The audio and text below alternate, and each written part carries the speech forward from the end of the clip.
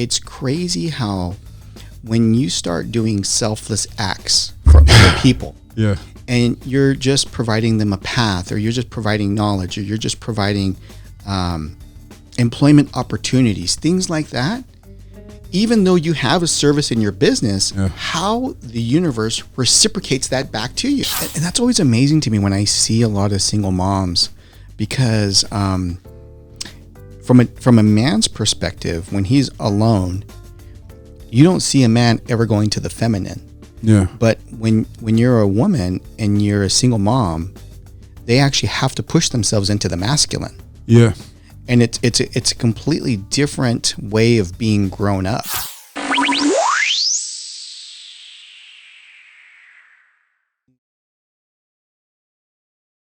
When you're in New York, I just had this conversation with someone. Define a New York minute. A lot happens in a New York minute. Right? Why is that?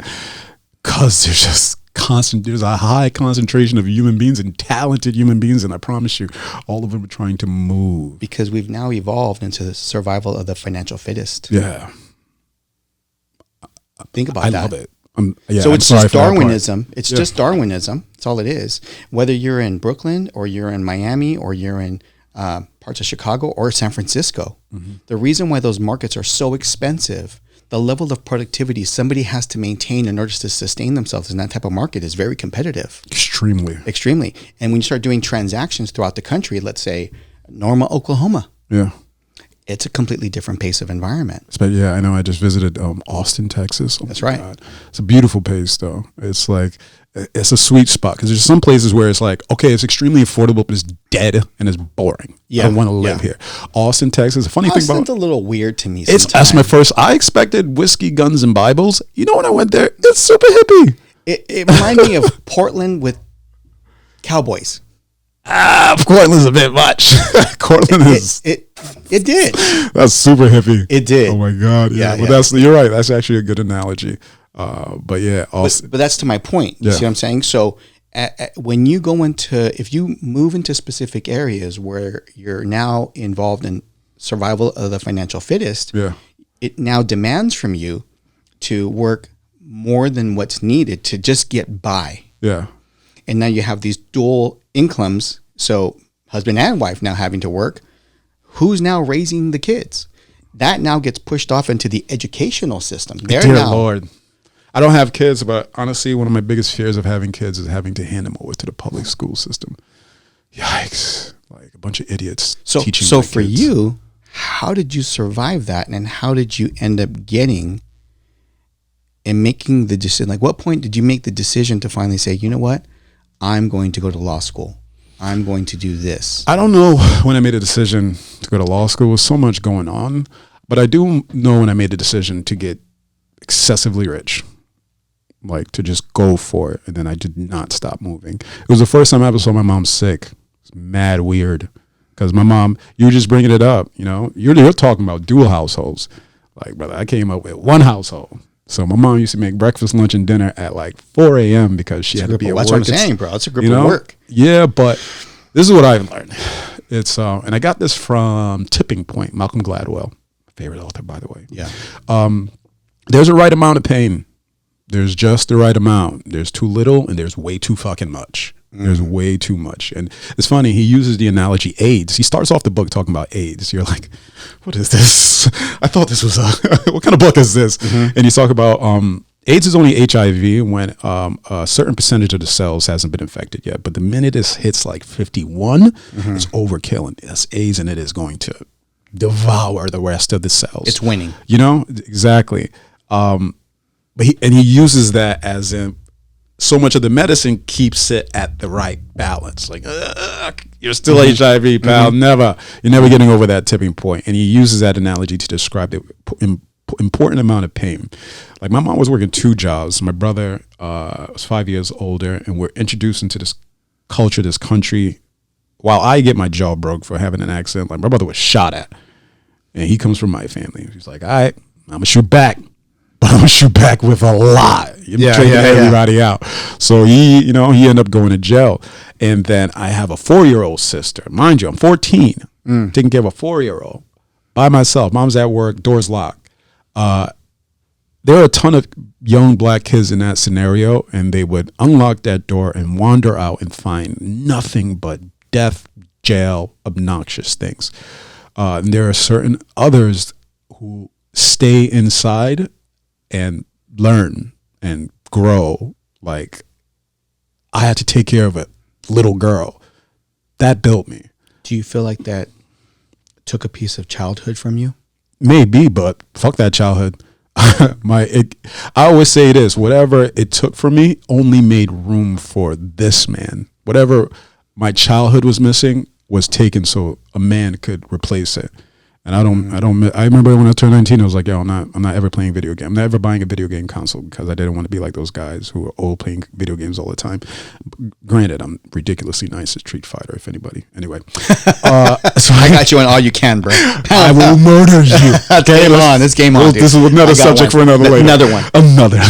But anyway, so my mom is working all these jobs. I'm in here taking care of this kid. My brother's locked up. And my mom got sick. And she had this cyst the size of a fucking basketball on her stomach.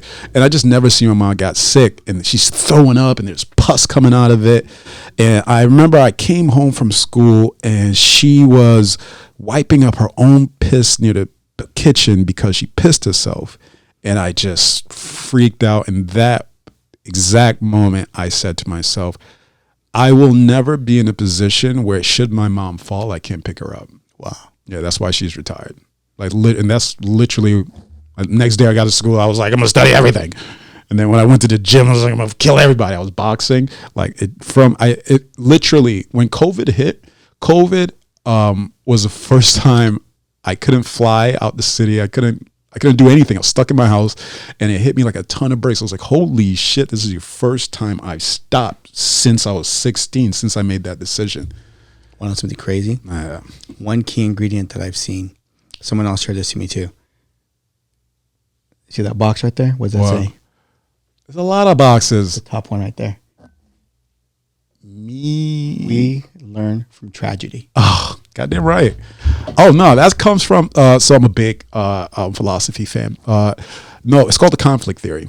You heard to say you got to you have to destroy to build. You know all that stuff. The conflict theories is, the human animal is built from pain. Yeah, the right amount of it. The right amount. Too much? The right amount, dude. You start supplementing it with supplements.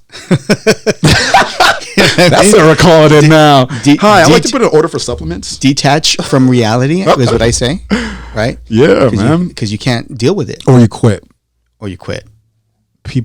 There's a lot of people that just quit. Yeah. When you were in 5th grade, teacher comes in, what do you guys want to be? Astronaut. President. This. Right. Asked him in high school. The trash man's pretty chill. Yeah, it's pretty chill. I heard they get good Medicare. Good. And then you ask them when they're 20s, it's like, dude, I'm just trying to survive. I never. Yep. You ask me now, like, I'm still going. Like, what do you like? What people? Lance, how far do you want to go? I was like, look at those skylines. See those buildings? Until one of them has my name on it, then I may slow down. Till the building has a name on it. Like, bro, I'm not, so many people has resigned, but I promise you is what I've learned, like when the George Floyd thing happened, honestly, it was the first time a lot of people I knew and like really connect with, black friends called me and was like, yeah, racist shit happened to me. I was like, you're like the most impressive human being I know. I was like, yes. Some shit happened to me. And what I've learned is I've never really experienced racism. Mm-hmm. Don't get me wrong. When I first came here, I remember my 5th grade teacher was pissing me. She called me a little nigger. But I just came to the country and I responded, no, ma'am, I'm St. Lucian. I'm not Nigerian. I had no clue what it was. It's ironic that you say that because it is somewhat an American concept. It's extremely. You guys are fucking violent here, by the way. Extremely. Right? So, but in other countries, they do have it, though. Oh, they got all types of different terms. Same thing. You go to Brazil, same thing. You go to Japan, China, same thing. Yeah, man. But it's also one of those things, though, that, I don't like the term in general. Right. Because when I used to host my events, I like to say, I'm not doing this because of a Hispanic community, because I'd be part of those organizations. I'm not doing it for that.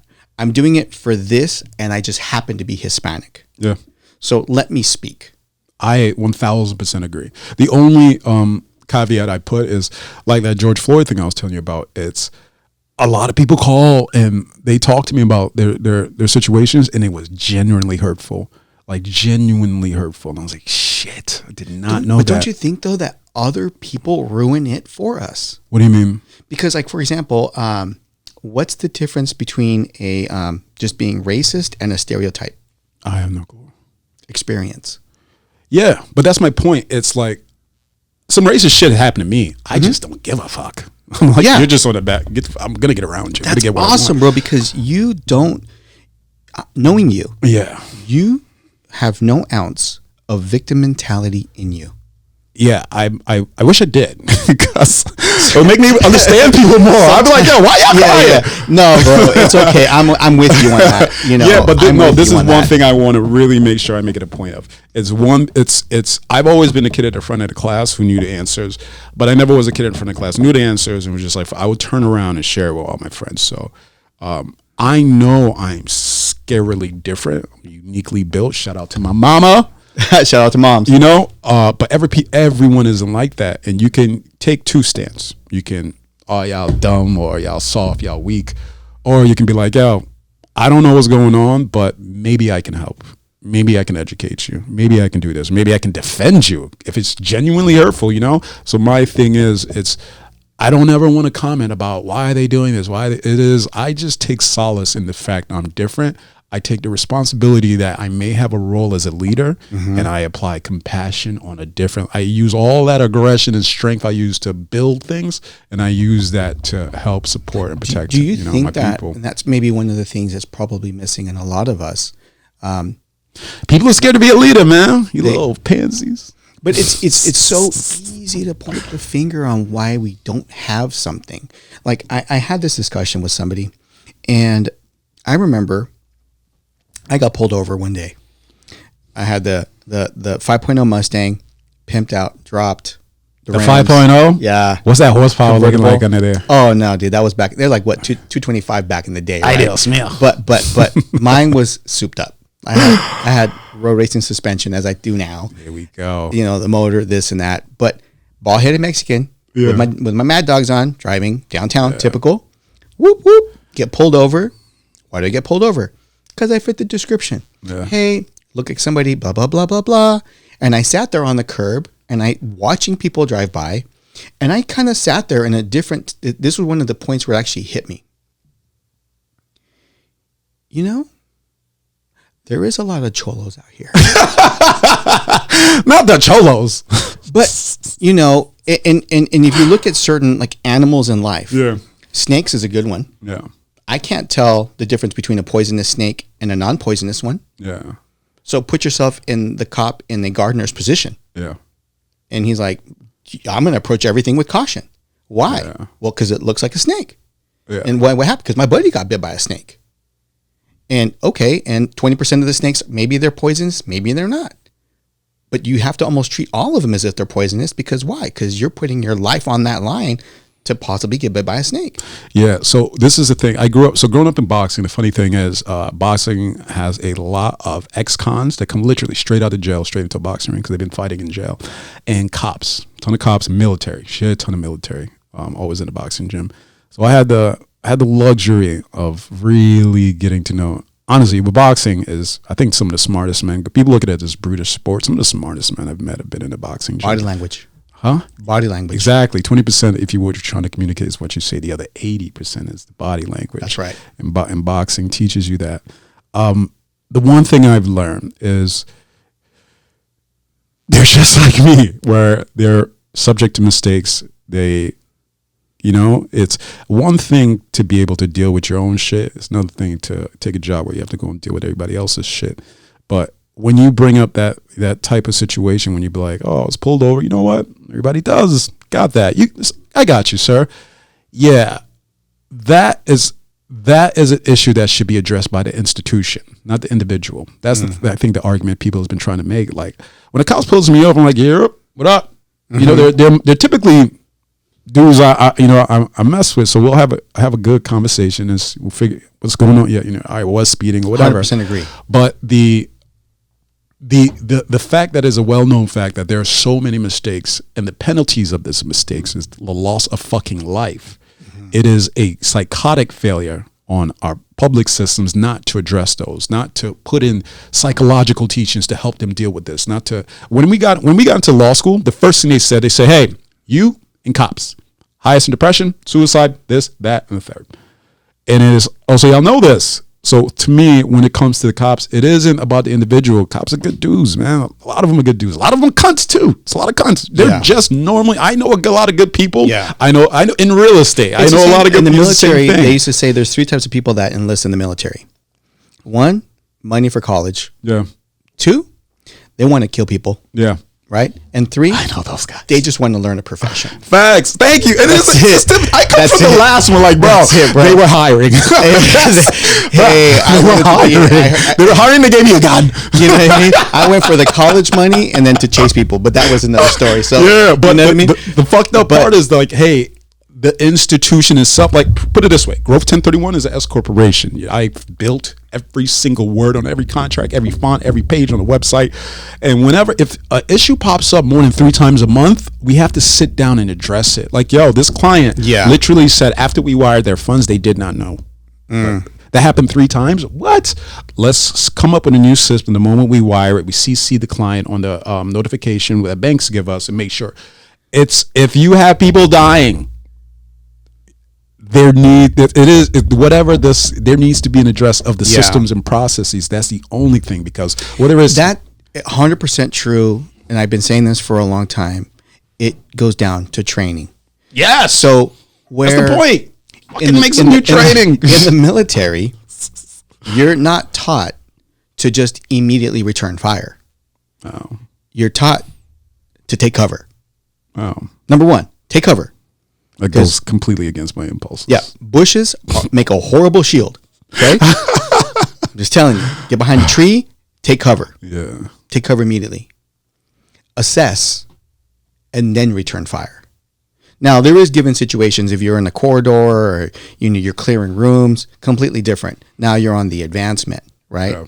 But in especially in foot pursuit chases, and I've been in situations too where I've had guns. This didn't even happen to me. Maybe I know. I want to hear about all your stories on the border, bro. Dude, 3 or 4 years ago, you can't talk about that. But 3 or 4 years ago, I get some people that don't like that kind of thing. I'll tell you a funny story about something separate. I'd appreciate it. Yeah, I'll tell you a funny story about something about that. But I was in LA. I went to a taco shop. Yeah. And just taco shop, and I was driving from the Bay Area down to San Diego. And just stopped, grabbed some tacos. I parked in the back of the building. I couldn't find parking in the front. Went in the front, went into the bathroom, walked back out to my car. So I went to the front, went to the bathroom, and walked back out my car. The reason I did that was because when I went in from the back of the building, walked all the way around the front, and came in through the front. Yeah. I don't know what happened, but whoever cops were sitting in the back of the taco place saw me walk out of the back of the building. And there was just a gated door, one of those gated entry doors, right? Yeah. So walked through it, drove over to the gas station, like not even across the street. Whoop, whoop. 4 or 5 cop cars rolled up on me. And on my ID, I have veteran on it. Okay. Yeah. So I'm in the Beamer. Lady rolls up. Lady already has her gun drawn, bro. Bro. Why y'all like that? She has her gun drawn. And I carry. So I'm like, put the window down, keep my hands on the wheel. Tons of my friends are cops, and I already know the protocol. Keep my things. Yep. You mind if I pull out my ID? Awesome. Typical. You fit the description. I said, the description of who? Well, blah, blah, blah. And I said, what made you make the decision to want to come over and talk to me? With your fucking gun drawn. Yeah. I mean, I actually asked her, what made the decision for you to come over here and actually come, like, stop me the way you did? And it was weird because I saw her short circuit at that moment. The lady was fearful of her life. Oh. From her position, she's in LA. she's probably dealing. I probably fit the description of some drug dealer that she probably thought was going to be whatever. You have great drug dealer qualities, right? It's the hair. It's the hair. But you know, I also had to put myself in that position too. Yeah. That if I flinch or I do something wrong, that this is somebody who's hypersensitive in their world. They're going to make a mistake. Yeah. So I can't make a mistake, right? And then the environment that I'm in, well, back to sitting on the curb with a bunch of cholos around me. Shout out to the cholos. I can see this. I can see where this is coming in. And she looks at my ID and she's like, "Oh, you're a veteran." "Yes, ma'am." Yeah. "Everything good?" She's like, "Cool." Cops drop away. "Where you headed?" "None of your business." Yeah. Right? That was it. Got out of the car, pumped my gas, let it go. A little bit of overkill, you know? Just a little bit. I'm talking about, dude, 5 cop cars will roll up on you. It's a little bit of overkill. It's always overkill. I'm just, you know what? Because all that needs to happen, bro, is this lady have an itchy trigger finger. And when that gun goes off, and you know I'm a shooter. By the way, he's an excellent shooter. If anybody have not seen, I have shot with this man. He is psychotically accurate. It's a gift. It's a gift. But at that moment, if I had one round go off on me, in general, I'm going to have all of them start lighting it up. Because why? They can't see in my vehicle. They don't know what's going on. They're going to assume the worst case scenario that, oh, I'm trusting this person to make a shot. That means it warrants it. Everybody light the car up and now I'm Swiss cheese. Swiss cheese. Right? Yeah, man. Well, that's America. That gotta love goes it, back to training, though. Yeah. I mean, this is my honest opinion. Like, the gift of COVID to me is it finally informed the entire world. All our institutions are pretty shit. Yeah. Like, we wear fake Gucci belts. That's America. Like, COVID demolished the medical community. You know, the highest ranking doctors lost credibility. COVID demolished our credibility in government. Like, we were locked in our house for damn near a year, and it took a year and a half for them to send people $600. But see, that's the thing, though. Like, people don't question enough. Wow. So, do you know the analogy of the 5 monkeys in the ladder? Mm-hmm. You know about that, right? Yeah. So I feel many times that our society has evolved in that way. Yeah. So you got the 5 monkeys, and they're always beating up that one monkey that wants to climb the ladder, and nobody's asking questions. Yeah, but so here's 2 things. Here's one, I want to be clear. We are living through the most prosperous time in human history, and I fucking love it.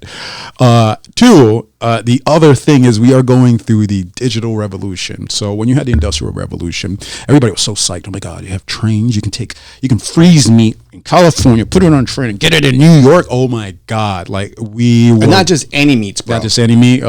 Elk is preferable. Elk. Hell, we can go to Crazy Burger after this and go get some. The point is, everybody was hyped up over, things were cities were being built. People were moving from the farmlands, moving to the city. And then a couple of years later, they're like, "Yo, hold on, why is the sky? Holy shit, we're polluting the land." That was a side effect of the Industrial Revolution. It's the same thing that's going on. We're like, holy crap.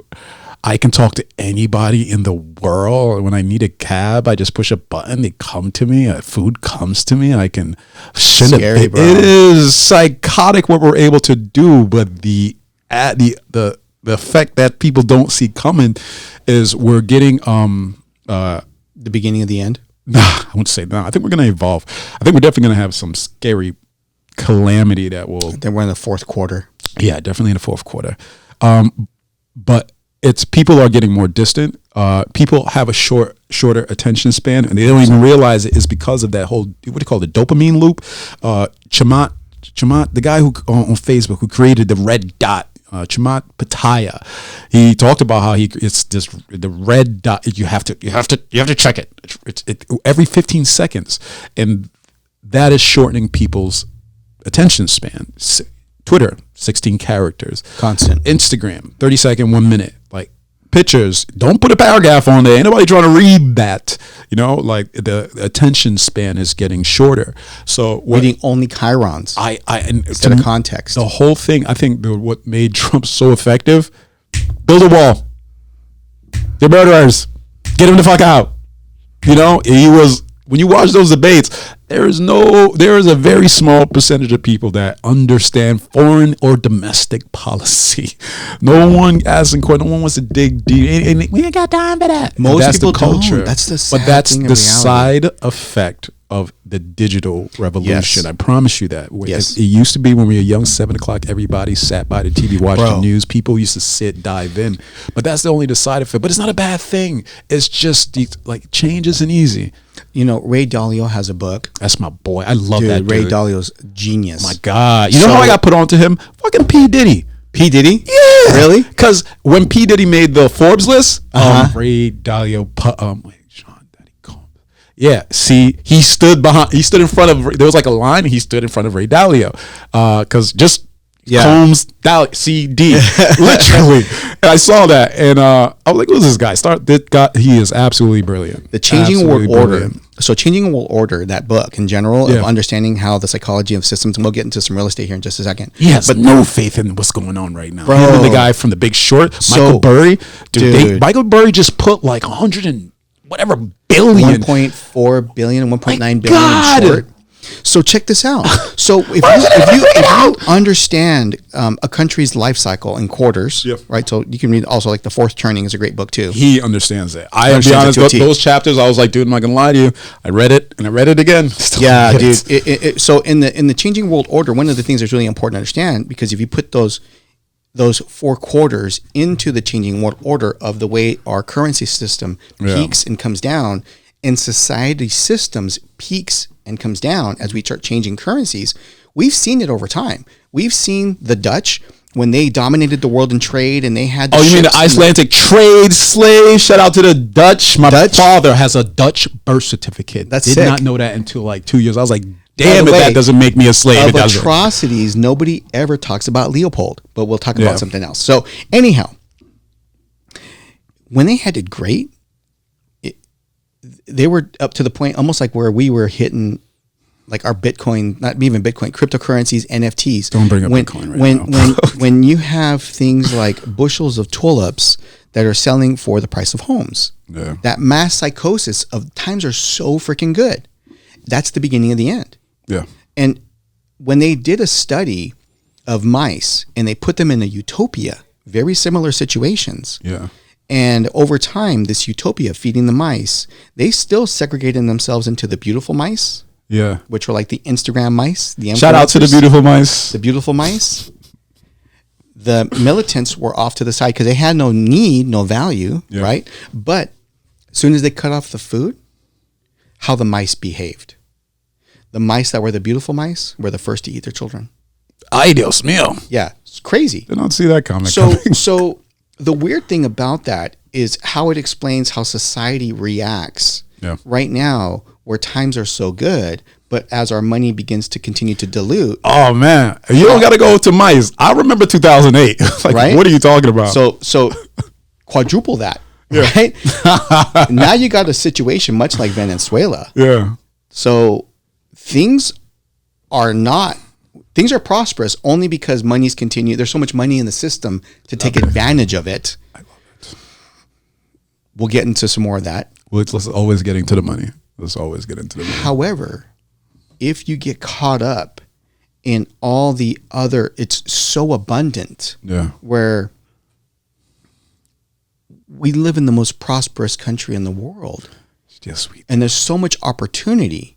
Excessive. And if you allow yourself to get distracted by whatever the media is trying to put on you, whatever music is trying to impose on you, whatever your parents' limiting beliefs are trying to be put on you, you're losing out on what this country was really built on, which the capitalistic opportunity. Yeah. Because we all have the opportunity to make money in this country. Super easy. Go to LegalZoom, just get an LLC, start cracking. You know, or $70. You know, and I think part of that, which is a beautiful thing about you and your story, is that you chose to educate yourself. In the changing world order, one of the things that's really important to understand, because if you put those 4 quarters into the changing world order of the way our currency system peaks and comes down, and society systems peaks and comes down as we start changing currencies, we've seen it over time. We've seen the Dutch when they dominated the world in trade, when they had it great, they were up to the point almost like where we were hitting like our Bitcoin, not even Bitcoin, cryptocurrencies, NFTs. Don't bring up Bitcoin right now. When you have things like bushels of tulips that are selling for the price of homes, that mass psychosis of times are so freaking good. That's the beginning of the end.